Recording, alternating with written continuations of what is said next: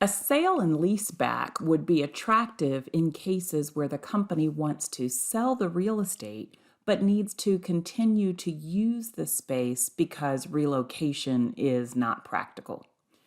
The corporation then would receive cash from the sale of the property and then lease the facilities back and make lease payments to the new owner.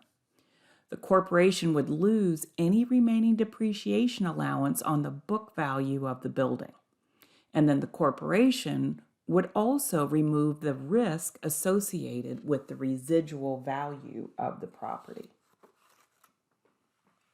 So, in order to conduct this analysis, we would consider the cost of ownership in addition to the cost of leasing once we sold the property to new owners.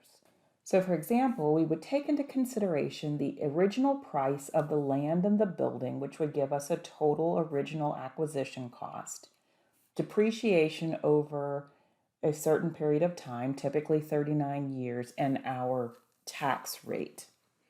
Then we would consider the reversion value if we sold the property today, less whatever outstanding mortgage balance there is.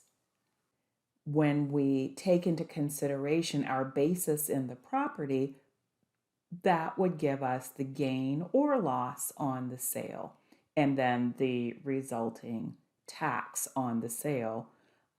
Netting those out would give us our cash flow. We can then, based on the operating expense related to the lease payment, calculate those expenses, and now we have, similar to our own versus lease scenario, we can look at the cash flows over the entire time period and calculate an internal rate of return to the project.